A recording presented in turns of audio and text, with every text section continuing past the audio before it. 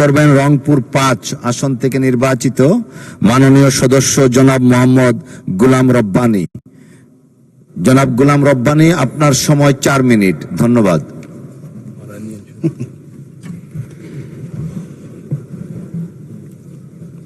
বিসমিল্লাহির রহমানির রহিম।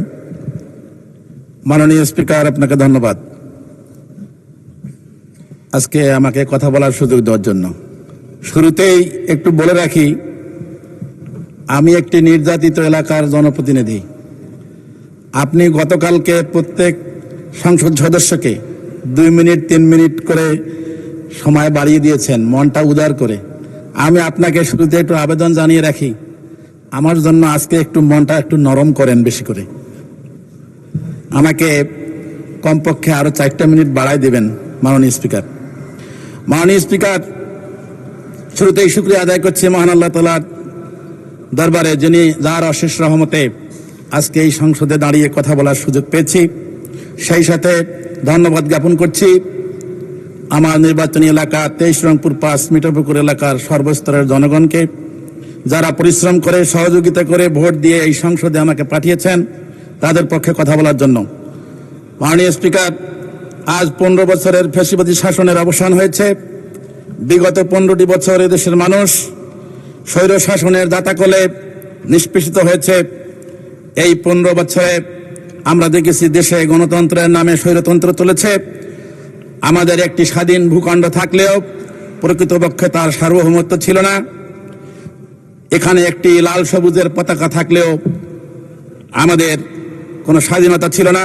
গণতন্ত্র নামে মাত্র থাকলেও কথা বলার অধিকার ছিল না। নির্বাচন থাকলেও ভোট দেওয়ার সুযোগ ছিল না। বারবার জনতা নির্বাচন করে ক্ষমতাকে দীর্ঘায়িত করার চেষ্টা করা হয়েছে। এই 15 বছরে আমরা অনেক বড় বড় দুর্ঘটনা দেখেছি।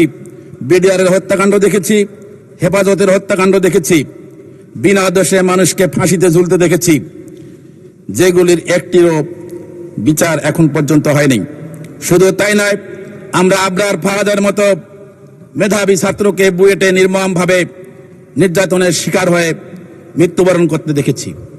যে বুয়েট বাংলাদেশের সকল মেধাবীদের আশ্রয়স্থল, যেখানে সকল মেধাবীরা পড়তে যায়, আমার আশ্চর্য লাগে তার সহপাঠীরা কি করে 6 ঘন্টা নির্মমভাবে পিটিয়ে এরকম একটি ছেলেকে পৃথিবী থেকে বিদায় করে দিল।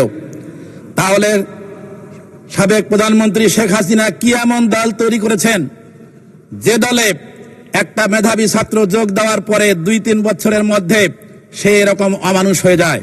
মাননীয় স্পিকার, আজকে আবরার ফাহাদ সহ ওসমান হাদি সহ সকল হত্যার বিচার এ জাতি দেখতে চায়। মাননীয় স্পিকার, শুধু তাই নয়, বিগত জুলাই আন্দোলনে আমরা দেখেছি প্রায় 1400 লোক জীবন দিয়েছেন, 40,000-এরও বেশি লোক আহত বা পঙ্গু হয়েছেন, 5,000 লোক তাদের দৃষ্টিশক্তি হারিয়েছেন বন্দুকের গুলিতে। আজ এই মহান সংসদে দাঁড়িয়ে ওই সমস্ত শহীদ ভাইয়ের আত্মার মাগফিরাত কামনা করছি, দোয়া করছি আহত এবং পঙ্গু ভাইদের জন্য। আল্লাহ তাআলা যেন তাদের সবাইকে দ্রুত সুস্থতা দান করেন এবং তাদেরকে উত্তম সবর করার তৌফিক দান করেন। মাননীয় স্পিকার, আজকের এই সংসদ গতানুগতিক কোন সংসদ নয়। মাননীয় স্পিকার, এই সংসদে আজকে চরম জুলুম নির্যাতনের শিকার হওয়া ব্যক্তিরা আছেন, গুম হওয়া ব্যক্তিরা আছেন, শহীদ পরিবারের সন্তানেরা আছেন, ফাঁসির আসামিরাও আছেন।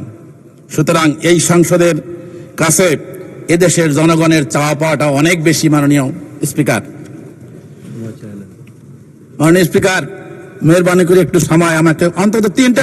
জি, মন এবং দিল নরম করে 1 মিনিট সময় বৃদ্ধি করা হলো। মাননীয় স্পিকার, প্লিজ আমি একটি এলাকার কথা বলতে চাই। মাননীয় স্পিকার, খুব নির্যাতিত এলাকার লোক। জি, আমি একটু এলাকার কথা বলতে চাই। আমার এলাকাটা নির্যাতিত এলাকা। এখানে হাজার হাজার লোকের বিরুদ্ধে মামলা দেওয়া হয়েছে। আমি উপজেলা চেয়ারম্যান নির্বাচিত হওয়ার পরেও একদিনের জন্য আমার চেয়ারে বসতে পারিনি। এইটা হলো বাংলাদেশের সবচেয়ে ব্যতিক্রম ধর্মী একটি ঘটনা। আজকে সেই এলাকার মানুষের জন্য কথা বলতে এসেছি। আজকে আমার এলাকায় গত 15 বছরে উল্লেখযোগ্য কোনো উন্নতি হয় নাই। গ্রামীণ রাস্তাগুলোর অবস্থা খুবই বেহাল। এই উপজেলায় প্রায় 8 লক্ষ লোকের বসবাস। হাসপাতাল আছে একটি মাত্র 50 শয্যা বিশিষ্ট, সেখানে ক্লিনার আছে মাত্র একজন ক্লিনার দিয়ে হাসপাতাল পরিচালিত হচ্ছে।